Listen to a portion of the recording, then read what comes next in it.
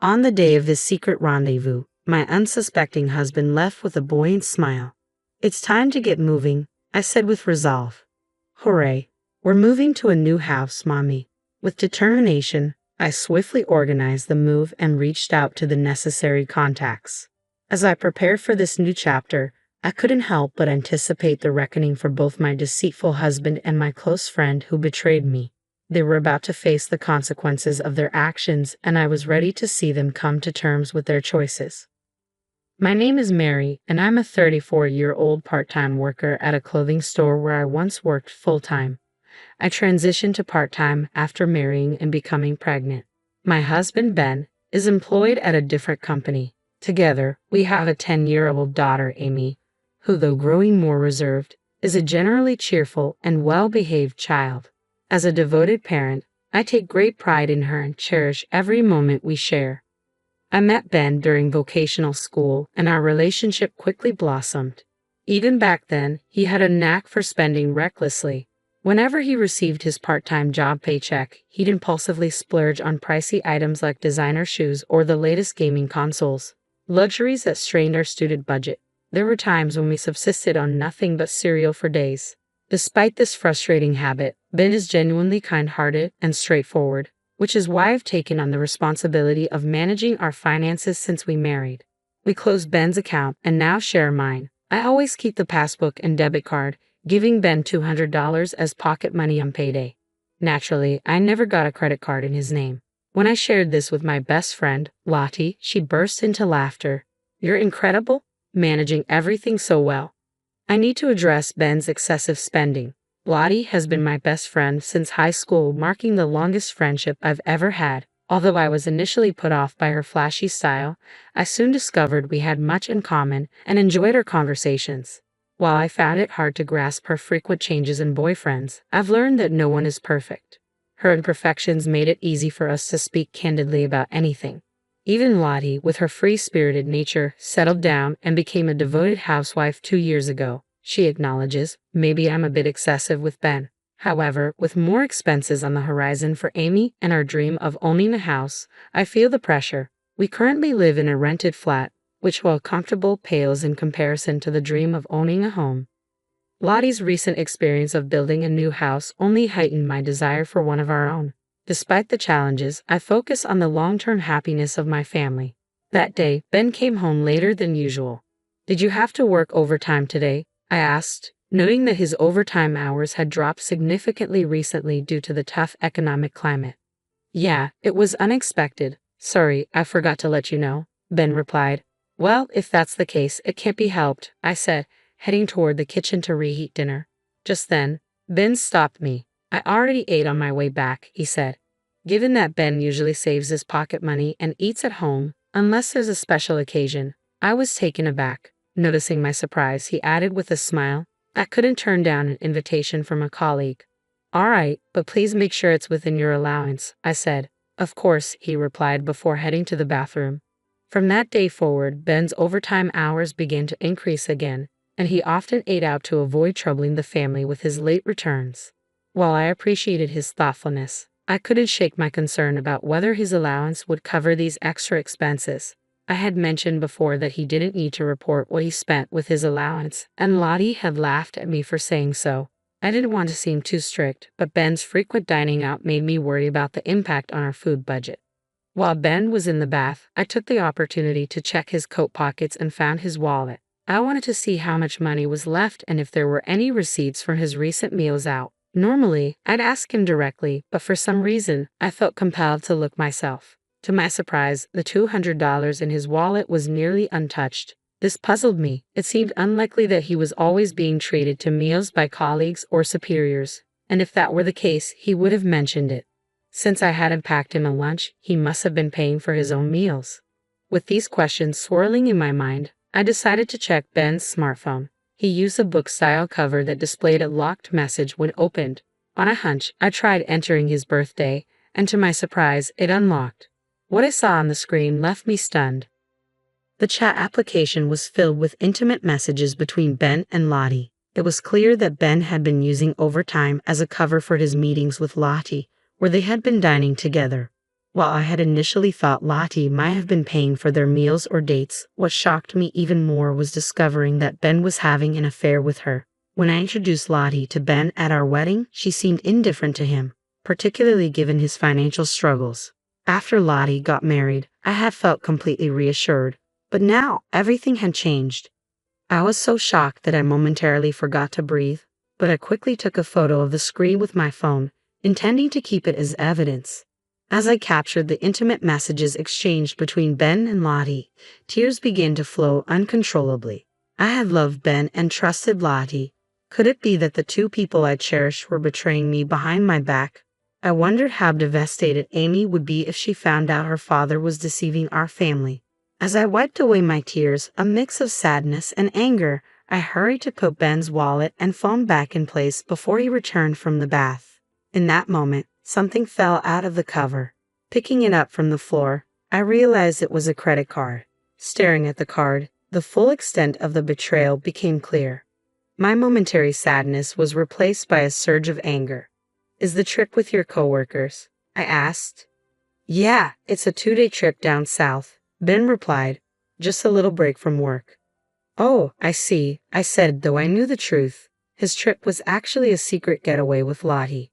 After discovering their affair, I had taken the opportunity to check Ben's phone and capture the evidence, including photos of their messages. "All right, I'll cover the trip expenses," I said, concealing my awareness. I offered to cover the trip expenses, but Ben just laughed and waved his hand. "No need, I can handle it with my allowance," he said, trying to mask his guilt and reassure me. However, I was skeptical. How could he afford a trip on his modest allowance, especially when he was frequently dining out with Lottie? His explanation seemed dubious. He quickly stumbled over his words, coming up with hasty excuses. "Well, my boss always covers dinner," he said. "Oh, how generous of him," I replied with a smile. "By the way, I'll be out late tonight too. I've arranged for Amy to stay with her grandparents after school." My parents' house was conveniently located between Amy's school and our home, and they always enjoyed having her. "Got it. I'll assume you'll pick up Amy. Enjoy your time at your parents' place," he said, perhaps thinking it would be easier to carry on with his deceit if I wasn't around, and left looking satisfied. However, I had no errands planned. After finishing work, I decided to go to Ben's office. On the way, I called my parents' house to check on Amy. Then, I stopped by a nearby cafe, choosing the seat where I could see the company's entrance. Eventually, Ben left work on time and headed in the opposite direction of our home. I followed him discreetly. The affair with Lottie was nearly confirmed by the messages, so there was no need to catch them in the act. However, I still needed concrete evidence for the divorce. By then, I had already decided in my heart to end my marriage with Ben. I felt it was impossible to continue living with him, and I could no longer see him as Amy's father. Unaware that he was being followed, Ben met Lottie at the station. They walked hand in hand, smiling broadly. At one point, Lottie's high heel got stuck in a crack in the sidewalk and broke. The two of them quickly went into a nearby shoe store, where it appeared that Ben offered to buy her a new pair of high heels. From my hiding spot, I watched as they selected shoes. When it came time to pay, Ben pulled out a card from his phone case and used it at the terminal. To my shock, the card he used was mine. I used to cover all our daily expenses with that card, but recently I had switched to QR code payments, so the card had been sitting in my bag unused. Ben must have secretly taken it, as it was a contactless card that didn't require a PPN, and I hadn't reviewed the statements because I wasn't using it. The charges appeared on our joint account, but since they were small and mixed in with other transactions, I hadn't noticed. I also admit I should have kept better track of the card. Despite Ben's reduced extravagance since our marriage, this discovery turned my suspicions into certainty and completed my plan. I had feared it would be challenging to confirm at a restaurant, but I obtained the evidence more swiftly than I expected, almost as if fate was on my side. With this proof, I had everything I needed. I went to my parents' house to pick up Amy. I'm going to show those who made a fool of me just what they're missing, I thought with a determined smile. After making sure Ben had left, I called out loudly for Amy. "Amy, we're moving." Amy sprang out of her room, her excitement palpable. "Yay, a new house, Mom. Are you ready to move?" She grinned and flashed a peace sign. "Of course, everything's packed away in the closet. just like you said. When I went to pick up Amy, I shared the news of Ben's affair and the unauthorized use of my credit card with my parents. They were outraged and insisted that I should get a divorce. But my primary concern was Amy's reaction to the surprise. To my surprise, she remained incredibly calm and said, "I already knew, having learned about Ben's affair earlier." I had been trying to maintain a facade of normalcy for our family, but Amy had picked up on the tension. "Mom, you always look sad," she said, her perceptiveness striking me. She understood that her father was causing me pain and added, "We don't need a father like that." I hugged her tightly, tears streaming down my face, and whispered, "I'm sorry." I then shared my plans for revenge with my parents and Amy. They all agreed to support me, and my parents promised to back me in any way they could. Relieved, I proceeded to buy a newly built house on a mortgage, which was manageable thanks to my savings and a significant down payment. I had been secretly planning the move to coincide with Ben and Lottie's trip. "Cheer up, Dada," Amy said with a cheerful tone, and I raised my hand in agreement. "Now for the final step," I said as I picked up my phone to make a call while unpacking in the new house and having dinner with Amy.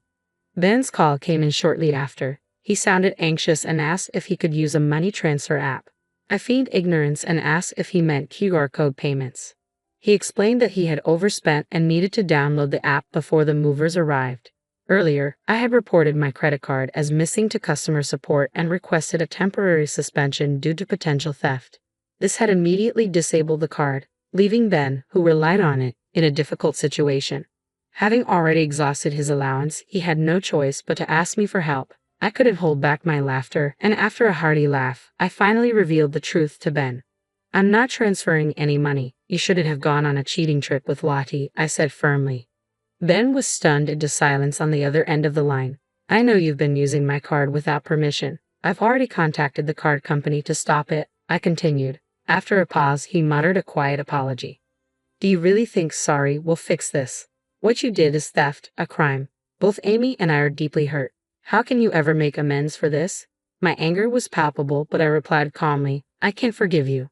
You've not only betrayed me but also hurt Amy. I might have been able to find some measure of forgiveness if I were the only one affected, but involving her makes it impossible. I'm going to divorce you, and I'll ensure you're held responsible for alimony and child support for the distress you've caused." At Ben's attempt to make excuses, claiming it would be upsetting for Amy if we divorced, I responded firmly, "Didn't you hear? Amy is disappointed in you too. She doesn't need a father who cheats and uses his wife's credit card. She has every right to be let down by someone who acts like that. You should be grateful you haven't been reported to the police for theft. Go to Lottie. I've already sent your belongings to her house." We had packed up not just to facilitate our move to the new house, but also to sort out Ben's things. While he was away, we organized our belongings for the new house and sent his things to Lottie's place.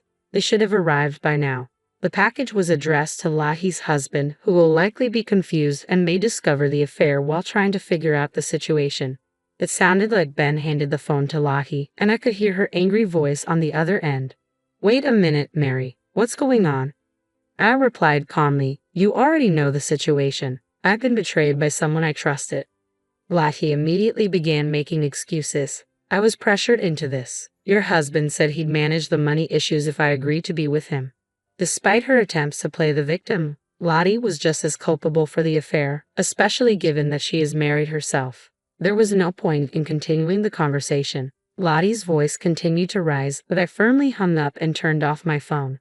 Afterwards, I hired a lawyer and, at the appropriate time, filed for divorce, requesting alimony for mental distress and child support from Ben. I also pursued a similar claim against Lottie. When the lawyer contacted Ben, he was alone in an empty house. The belongings I had sent to Lottie's house had been discarded by her furious husband, who had discovered the affair and the identity of the other man. Enraged, he decided to divorce Lottie. Later, I received a polite apology from Lottie's ex-husband. He informed me that Lottie, having been expelled from her home, was also rejected by her own family once they learned the true reason for her divorce.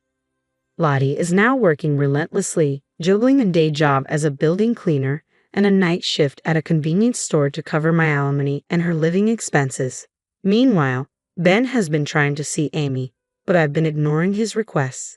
His loneliness has led him to fall back into his old habit of overspending. and he's now burdened with debt from his extravagant purchases. If he truly cared about Amy, he wouldn't have made such reckless choices.